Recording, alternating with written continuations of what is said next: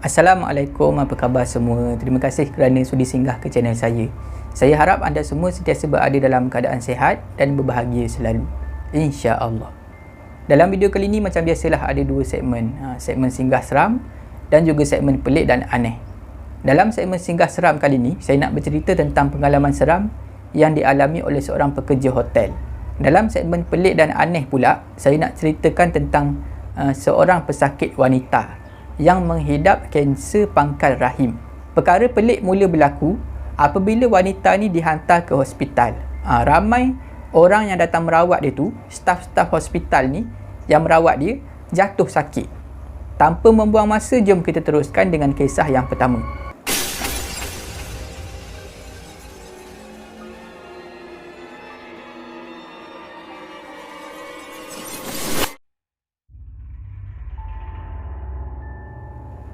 Selamat datang ke segmen singgah seram.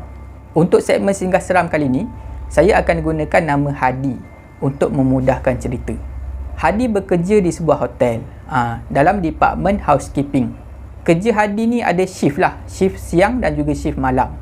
Pada waktu siang, kalau Hadi bekerja pada shift siang, dia akan bekerja mengemas bilik.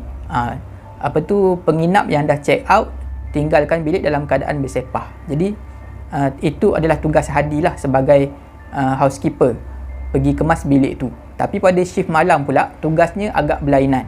Tugas Hadi pada shift malam adalah untuk jawab panggilan telefon daripada penginap di hotel tu.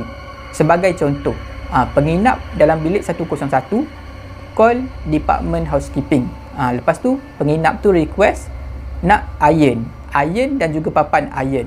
Jadi itu adalah tugas Hadi. Hadi kena jawab panggilan tu, kemudian kena ikutlah, kena penuhilah permintaan daripada penginap 101 yang telefon tu. Perkara ni berlaku pada satu malam. Hadi bertugas pada shift malam. Tapi pada malam tu, Hadi bertugas seorang diri. Sepatutnya berdua. Tapi kawan sekerja Hadi ni yang sepatutnya bekerja sekali dengan Hadi pada malam tu, tak sihat, kurang sihat dan terpaksa ambil MC cuti sakit. Jadi terpaksalah Hadi bekerja seorang diri pada malam tu. Disebabkan Hadi bekerja seorang diri pada malam tu, keadaan jadi agak sibuk lah untuk Hadi. Banyak call daripada bilik-bilik penghuni di bilik-bilik hotel tu. Bermacam-macam jenis permintaan daripada penghuni bilik. Ada yang nak bantal lebih, ada yang nak katil lebih, ada yang nak selimut lah, macam-macam lah. Walaupun pada malam tu banyak permintaan daripada penghuni bilik hotel, Hadi tetap penuhi permintaan daripada dia orang. Sebab Hadi memang macam tu. Hadi seorang yang suka bekerja keras dan berdedikasi. Dia kalau buat kerja, dia akan buat kerja betul-betul. Sebab itulah Hadi pernah terima anugerah pekerja terbaik selama 3 tahun berturut-turut di hotel tu. Disebabkan malam tu banyak kerja, Hadi sibuk ke hulu ke hilir, Hadi tak sedar masa berlalu. Dan Hadi rasa penat pada malam tu.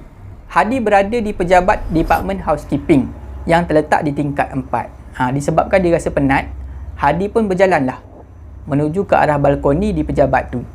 Daripada balkoni tu, Hadi boleh nampak kawasan taman tema air. Dekat hotel tu memang ada satu kawasan taman tema air. Dekat situ adalah swimming pool yang bersaiz besar. Lepas tu ada permainan, tempat penghuni hotel tu beriadah pada waktu siang hari. Selalunya penginap yang berkeluarga lah, yang ada anak-anak kecil yang bermandi-mandi dekat situ. Hadi melihat ke arah jam tangan dia. Jam tangan Hadi menunjukkan pukul 10.30 malam, 10.30 malam. Bermakna lagi setengah jam shift Hadi akan tamat. Hadi memandang ke arah taman tema air. Kelihatan beberapa orang pekerja sedang buat maintenance lah, membersihkan kawasan tu pada waktu malam. Sebab keesokan harinya kawasan tu akan digunakan, dibuka kepada penghuni hotel. Macam itulah rutin kerja di hotel tu, di kawasan awam. Kalau ada apa-apa yang perlu dibaiki ataupun dibersihkan, akan dilakukan pada waktu malam. Sedang Hadi termenung memandang ke arah taman tema tu, tiba-tiba telefon dalam pejabat department housekeeping tu berbunyi. Hadi pun segera menuju ke arah telefon tu. Dia pun angkatlah panggilan tu. Bila Hadi letakkan ganggang telefon tu ke telinga dia, Hadi terdengar suara perempuan menangis. Hadi rasa terkejut sebab selama ni tak pernah lagi dia berdepan dengan situasi macam tu. Hadi pun mula bercakap, mula bertanya kepada si pemanggil tu, "Cik, kenapa ni? Kenapa cik menangis?" Tapi pemanggil di hujung talian tu tak bagi apa-apa jawapan kepada Hadi. Dia hanya sekadar menangis saja. Daripada tadi menangis. Bila jadi macam tu, Hadi pun pandang ke arah skrin telefon. Dekat pejabat Department Housekeeping ni, di telefon dia tu ada skrin. Dekat skrin telefon tu akan keluar nombor bilik. Nombor bilik penghuni hotel yang call. Bila Hadi tengok dekat skrin telefon tu, ada nombor 3318. Maknanya yang call Hadi ni, yang menangis-nangis ni adalah penghuni dalam bilik 3318. Hadi terus bertanya kepada penghuni bilik 3318 tu, "Kenapa ni cik? Cik sakit ke? Apa yang dah jadi? Kenapa cik menangis?" Tapi semua pertanyaan Hadi tu tak ada jawapan. Penghuni bilik 3318 tu daripada tadi asyik menangis saja. Hadi dah mula rasa tak sedap hati. Memang ada benda tak kena ni. Macam-macam benda lah Hadi terfikir. Boleh jadi penghuni bilik 3318 ni kena dera ke, ada jenayah yang sedang berlaku ke apa. Jadi Hadi pun letak ganggang telefon tu dan terus menuju ke arah bilik 3318. Tak lama lepas tu Hadi pun sampailah ke bilik 3318. Hadi ketuk pintu. Sambil ketuk pintu tu Hadi pun bersuara lah, housekeeping macam tu. Tapi tak ada respon daripada penghuni bilik tu, bilik 3318. Tak tahulah sama ada bilik tu tak ada orang ke ataupun orang tak dengar ke, tak tahulah. Biasanya kalau ada penghuni bilik call, Hadi pergi, Hadi ketuk pintu bagi tahu housekeeping macam tu, penghuni bilik tu mesti akan buka pintu ataupun dia bersuara daripada dalam. Tapi kali ni langsung tak ada respon daripada penghuni bilik tu. Lama jugalah Hadi menunggu dekat luar. Hadi cuba lagi, ketuk lagi dan bercakap lagi housekeeping macam tu. Tapi masih lagi sama. Langsung tak ada respon daripada penghuni bilik tu, bilik 3318. Akhirnya Hadi buat keputusan untuk gunakan master key. Dalam poket seluar dia ada satu master key.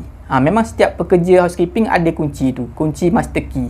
Masa mula-mula Hadi nak buka pintu bilik 3318 tu, Hadi risau juga dalam hati dia. Manalah tahu kalau penghuni bilik tu tuduh dia menceroboh bilik ke apa kan. Tapi disebabkan daripada tadi dia dah ketuk pintu bilik tu, dah cakap housekeeping semua, tak ada respon, dia pun buka juga pintu bilik tu gunakan master key. Bila pintu bilik dah terbuka, Hadi tengok keadaan dekat dalam gelap.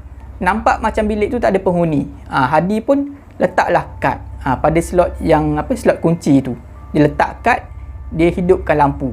Bila Hadi dah petik switch lampu tu, lampu bilik tu pun menyala. Keadaan jadi terang. Hadi pun mula berjalan masuk ke dalam bilik tu. Hadi tengok keadaan dalam bilik tu kemas. Seolah-olah memang tak pernah ada orang masuk bilik tu. Keadaan cadar masih lagi tegang, selimut pun sama, masih lagi tersusun elok. Samalah dengan tuala, berlipat elok aja di atas tilam hotel tu, di atas tilam bilik tu. Memang langsung tak ada menunjukkan tanda-tanda ada orang check in dalam bilik tu. Lepas tu Hadi pergi pula dekat bilik air. Bila Hadi pergi dekat bilik air, Hadi tengok lantai bilik air tu kering. Memang macam tak ada orang masuk pun dalam bilik air tu. Hadi mula rasa lain macam. Bulu roma dia mula meremang. Hadi mula teringat kisah-kisah misteri yang kawan-kawan dia pernah cerita. Masa itulah baru terlintas di fikiran Hadi. Baru Hadi teringat bilik tempat dia berada sekarang ni adalah bilik 3318. Katanya kawan-kawan Hadi, memang bilik 3318 ni bukan bilik biasa. Bilik tu berhantu.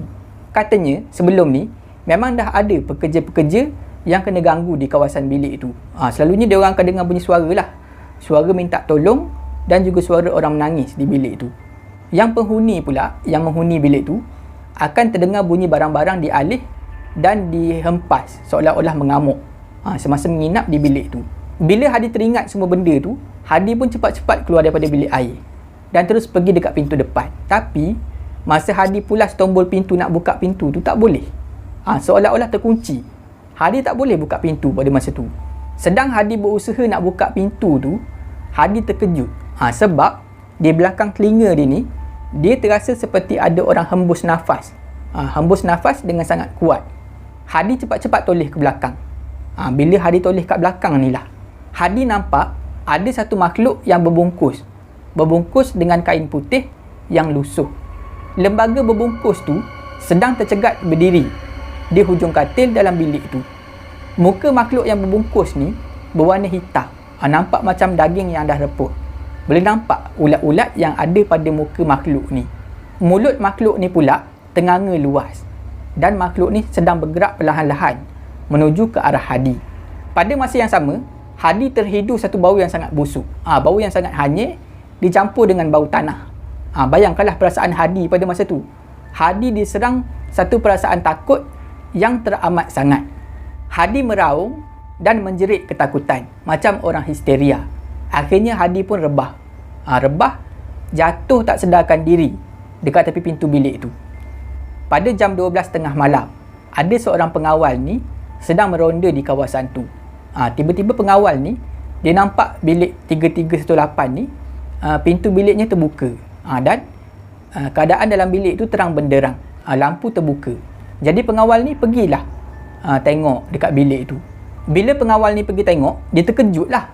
Dia nampak Hadi sedang terbaring berhampiran dengan pintu bilik tu. Dan dia tengok dekat atas lantai bilik tu penuh dengan tanah. Dan lagi satu yang membuatkan dia rasa pelik adalah bau. Bau dalam bilik tu, bilik 3318 tu sangat busuk. Seolah-olah bau bangkai, bau hanyir dan juga bau bangkai. Keesokan harinya, kecohlah dekat hotel tu, terutamanya di kalangan pekerja lah, pasal perkara yang menimpa Hadi. Dan pihak pengurusan buat keputusan untuk tutup bilik tu, bilik 3318 tu. Tak dibenarkan mana-mana pekerja ataupun penghuni menginap di bilik tu. Walaupun Hadi mengalami perkara macam ni, tapi Hadi tak berhenti kerja di hotel tu. Dia masih lagi bekerja di hotel tu, buat kerja macam biasalah. Cuma Hadi tak akan ambil bahagian sekiranya ada tugas di bilik 3318. Memang dia tak akan masuk dah dalam bilik tu.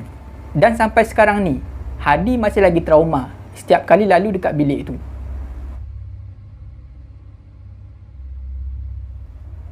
Selamat datang ke segmen Pelik dan Aneh.